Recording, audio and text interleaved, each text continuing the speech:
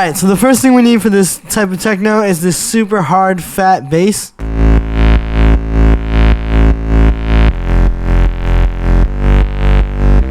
So here's the MIDI. We're in the key of A minor. We're going root, 6th, 7th, and then this third to resolve back to the root again, right? Pretty simple chord progression. For the actual bass sound, I made this using Operator. This whole template is available at the top of the description. Definitely check it out so you can grab this bass and other stuff. But basically, what we're doing here is it's a really simple bass with slightly complicated multi-band distortion. So just like default coming out of Operator, it sounds like this.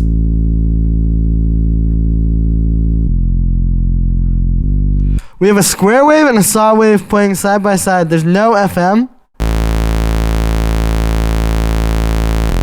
Like it's just that, right? And then I've got a low pass. And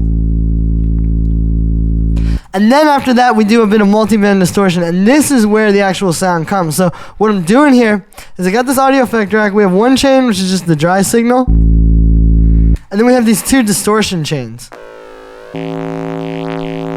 So the first one right here you can hear is a lot more for the mid-range. What we have is we have a chorus to give it a little bit of width, an amp, which is on dual mode, so you can actually get the width from the chorus, and then we're high-passing it to get rid of the lows. So you can hear when you add that over top of the dry signal, you still have the fat bass, but now you're starting to get some nice mid-range and crunch to the sound. Plus, this adds a little bit of stereo width. I noticed when I was studying these tracks that, yeah, you want a little bit of width on this part of the bass, but not on the actual sub, right? And then the last layer,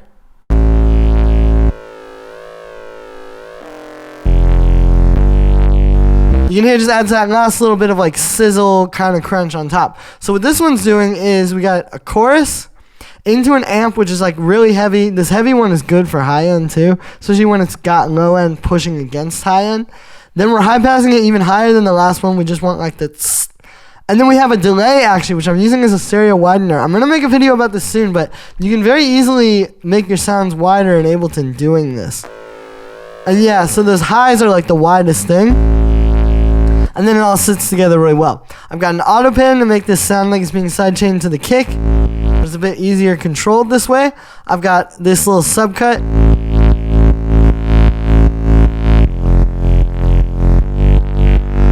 And then we've got this EQ8 here, which is cutting out just a little bit of mud that would clash with the kick, and also boosting a little bit of the highs and mids. You can hear when I play the kick on its own, it's got a bit of those like 100 hertz kind of boxy frequencies. So a lot of times I like to cut a little bit of that out of the bass and helps them fit together better. Then we have our lead.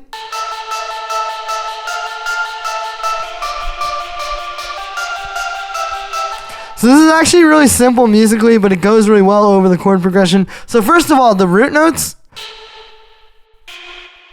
you notice that's the same as the bass line. It's A, F, G, right? So we're doing that. We just have that as like our bass pattern. And then up top, we're just going between the 5th, 6th, 4th, and then the 6th and 5th again. Like, just pick 2 or 3 voices and create a little melody out of them.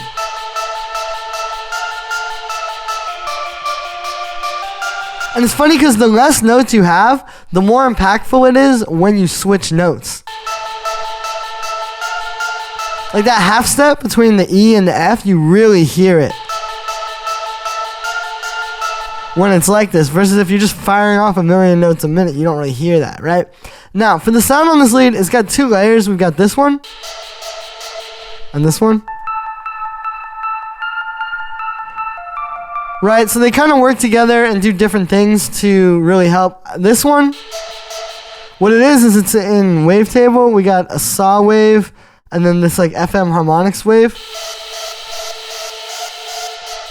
And then I have a low pass filter with an envelope on it, so it's just nice and short and punchy. Plus the noise unison almost all the way up. This is like pretty heavily reverbed out. A little bit of auto pin to make it bounce off the kick. And then a high pass filter. And then the second layer Playing the same thing. It's got the exact same processing too, actually. The only difference here is this is just more like a sine wave. So what it is this operator patch. You can see it's a sine wave, really short envelope, and then I've actually used another sine wave here doing a little bit of FM, and you can see it's detuned. It just gives it a little more harmonics, a little bit more of like a music box sort of feel.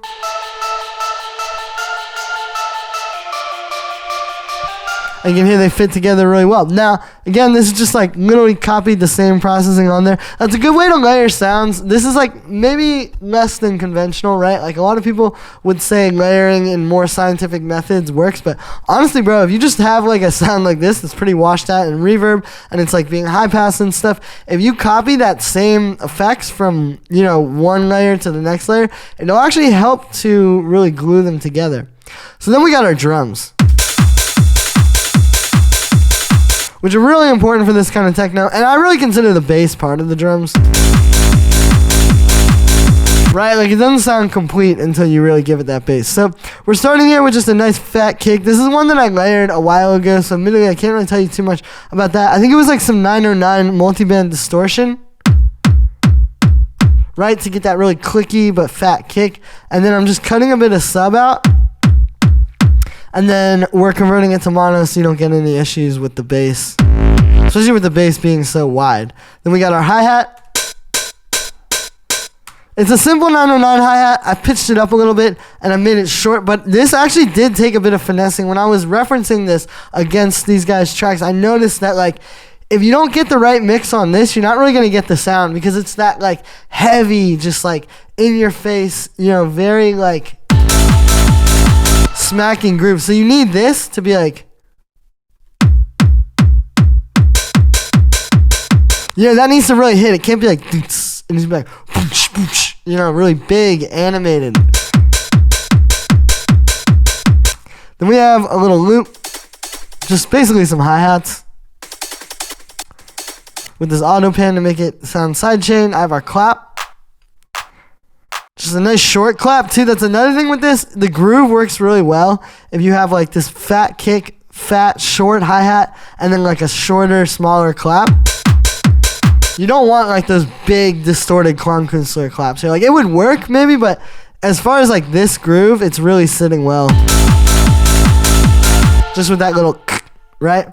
Then we got one more little loop. So it's one of these rave loops, and then I'm auto panning sidechain, plus you get the high pass. So you really just get like the high of the high end. And then the last layer in the drums, which is also very important, is the ride.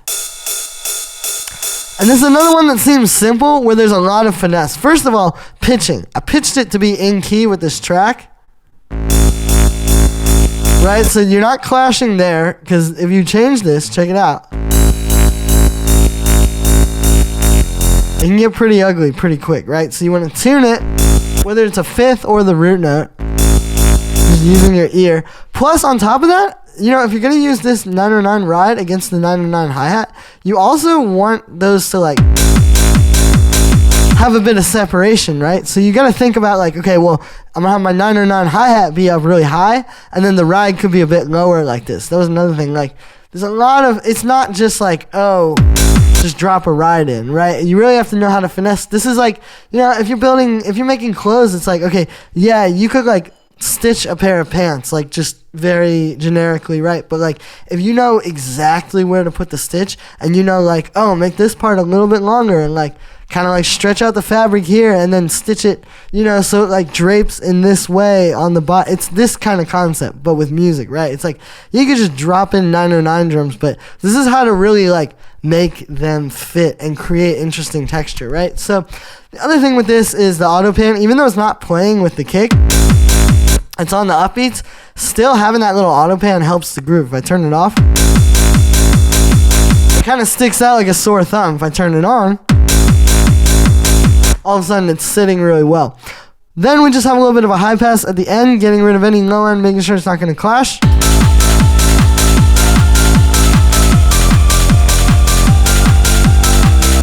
And there we are. So that's gonna be it for this one, guys. I hope you enjoyed. As always, make sure to like this video as well as subscribe, and let me know what you think of this video in the comments. Like I said in the beginning, you can get this full template at the top of the description on my website. Don't miss out, guys. Really, if you want to make this kind of techno, this will take you to the next level today. I promise. If you're stuck, this is a great template to get going. Or if you're a pro and you just want some new inspiration and anywhere in between, thanks for the support, everybody. I really don't make a whole lot off of YouTube, but with these templates and with you guys supporting, I'm able to keep going and keep bringing you guys new videos that we all want to see every day.